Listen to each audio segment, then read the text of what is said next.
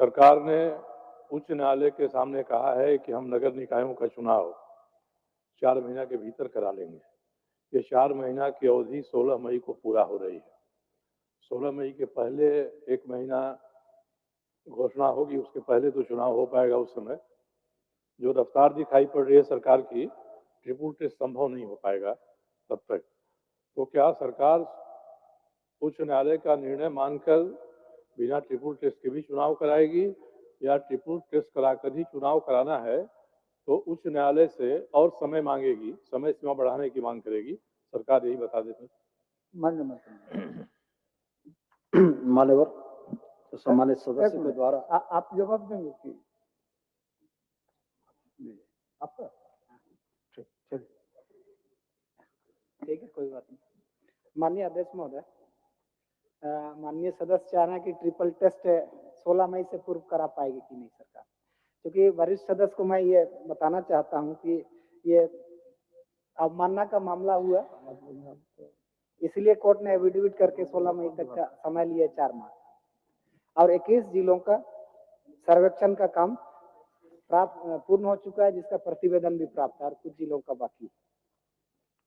तो इसलिए चूंकि कोर्ट और सरकार का मामला है, अभी 16 मई में थोड़ा समय अभी बाकी है, मई तक वक्त है, इसलिए हम लोग उम्मीद करते हैं कि सरकार इस काम को पूरा कर लेगी। और ठीक, माननीय मंत्री संसदीय कार्य मंत्री, माननीय प्रभारी संसदीय कार्य मंत्री, आपको आप भी इस पर बोल दीजिए, क्योंकि आप बोल रहे थे लेकिन दीपक जी बोले तो चलिए आप बोल दीजिए।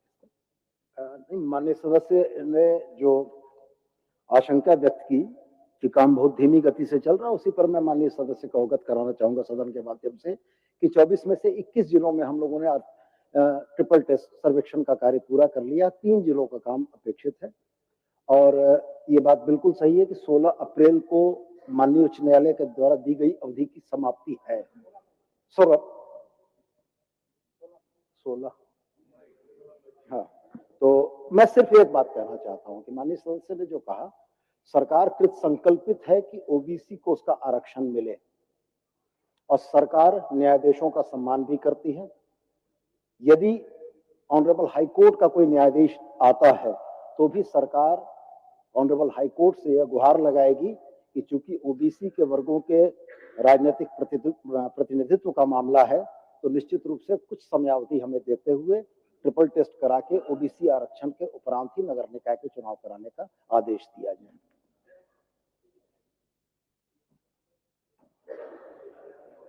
सरजू बाबू अकेले सक्षम है, किन्हीं का सहयोग कर दे रहे हैं। नगर निगम में दोनों हम लोग नगर निगम के क्षेत्र का है। देखिए अध्यक्ष महोदय, माननीय मंत्री जी सुदीप जी ने स्पष्ट कहा कि ओबीसी के प्रति गंभीर है। हम लोगों ने इसी राज्य में और इन्हीं की सरकार में देखा है कि मुखिया जिला परिषद के चुनाव में बिना ओबीसी को आरक्षण दिए चुनाव हो गया। माननीय सदस्य सरजू राय की चिंता स्पष्ट है और उनका पूरक भी स्पष्ट है। क्या सरकार ओबीसी को आरक्षण देते हुए 14 मई के पहले 16 मई के पहले माननीय उच्च न्यायालय के आदेशानुसार कंटेम्प्ट ऑफ कोर्ट जो हुआ था, चुनाव कराएगी कि नहीं कराएगी? चुनाव आज से हम लोग स्पष्ट नहीं हो पा रहा है अध्यक्ष महोदय। नहीं, अब बटे ना आपको बोल सरजू बाबू को पूछने दीजिए। महोदय, मैंने स्पष्ट रूप से इतना ही जानना चाहा है कि चूंकि कंटेम्प्ट का मामला था, सरकार ने एफिडेविट दिया है, तब सरकार के न्यायिक अधिकारी कोई रास्ता बताएंगे इनको? मैं इतना ही जानना चाहता हूं कि या तो कृत संकल्प है तो ट्रिपल टेस्ट समय पर न हो तब भी हम समय मांगेंगे।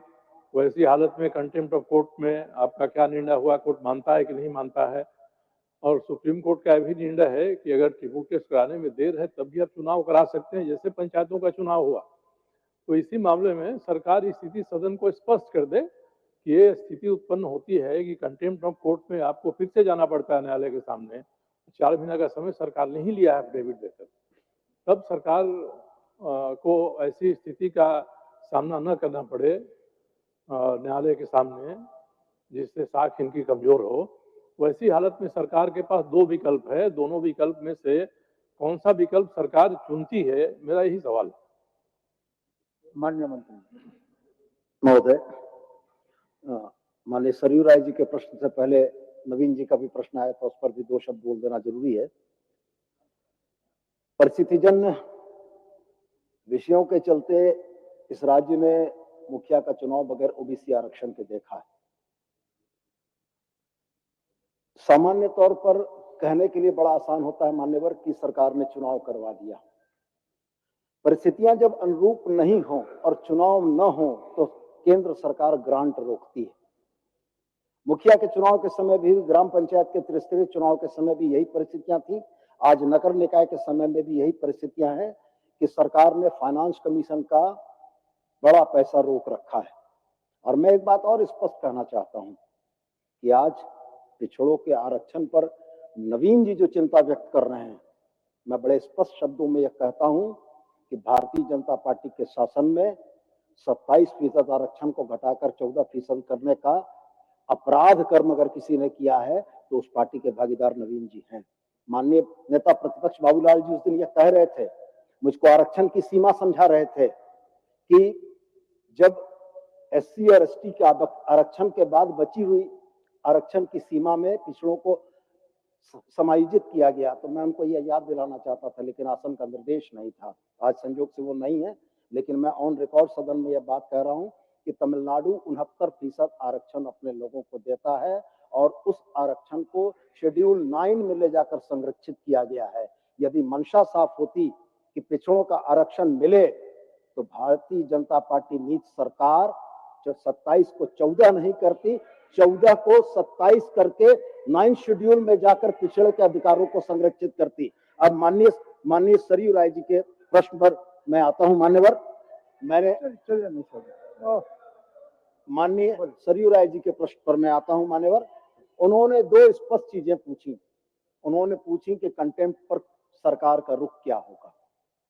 हमने बहुत स्पष्ट और जवाब दिया उनको कि 16 तारीख की तिथि तक, चूंकि कुछ समय हमारे पास अभी बचा हुआ है, शेष 3 जिलों का अगर ट्रिपल टेस्ट आ जाता है और हम आरक्षण रोस्टर का अनुपालन करते हुए निकाय चुनाव के उन सीटों को आरक्षित करने में कामयाब होते हैं तो निश्चित समय अवधि में हम चुनाव कराएंगे। यदि इसके बाद भी किसी कारणवश ये परिस्थितियां निर्मित हुई तो हम ऑनरेबल कोर्ट से इस बात का आग्रह करेंगे, प्रार्थना करेंगे कि ओबीसी के प्रतिनिधित्व को देखते हुए कुछ समय सरकार को और दिया जाए, जिससे उन तमाम प्रक्रियाओं को पूरा करके ओबीसी आरक्षण के तहत हम नगर पालिका के नगर निकाय के चुनाव कराएंगे। तारांकित प्रश्न शत्रुघ्न महतो जी। तारांकित प्रश्न शत्रुघ्न महतो जी। अध्यक्ष महोदय, पूरे प्रदेश में लॉ एंड ऑर्डर की स्थिति बिगड़ने का एक बहुत बड़ा कारण है। अध्यक्ष महोदय, सरकार ने पुलिस अनुसंधान एवं विकास ब्यूरो का आंकड़ा दिया है जो 1 लाख की आबादी पर 196 पुलिस है, लेकिन भारतीय पुलिस सेवा की संसदीय समिति ने 1 लाख की आबादी पर 300 पुलिस की मानक माना है। सरकार ने खुद स्वीकार किया है कि 211 पदों में सिर्फ 157 पुलिसकर्मी है। सरकार का ही आंकड़ा माने तो राज्य में लगभग 20,000 पुलिस की कमी है। इसके अलावा बहुत संख्या में सिपाही प्रमोशन पाकर एएसआई हो गए हैं, वह पद भी खाली पड़ा हुआ है। इसके अलावा एक एएसआई इंस्पेक्टर भी सब पद रिक्तियां है।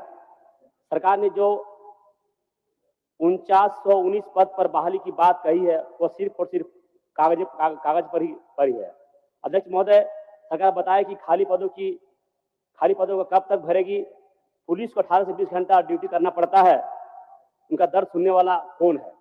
आज लगातार हमारे क्षेत्र में घटनाएं घट रही है, लॉ एंड ऑर्डर की स्थिति काफी बिगड़ती जा रही है। अच्छा, उठो जान लीजिए पहले प्रश्न सरकार इसका जवाब दे। माननीय मंत्री महोदय, माननीय सदस्य की जो चिंता है कि राज्य में पुलिस बल की कमी है जिसके चलते अपराध का ग्राफ बढ़ा हुआ है, और दूसरा उनका खंड का पूरक है महोदय कि क्या सरकार रिक्त पदों की बहाली करना चाहती है। ये 2 खंड है महोदय। तो चूंकि जिस खंड 1 का जो उन्होंने जो संदेह है महोदय उनका कि राष्ट्रीय स्तर पर जो है मानक जो तय किया गया है, कहीं न कहीं राज्य में कमी है। तो महोदय, पुलिस अनुसंधान एवं विकास ब्यूरो, गृह मंत्रालय, भारत सरकार के गाइडलाइन के अनुरूप महोदय जो मानक है 1 लाख की आबादी में महोदय पुलिस की संख्या 196.88 रहना चाहिए, जबकि हमारे राज्य में महोदय 211 राष्ट्रीय स्तर के मानक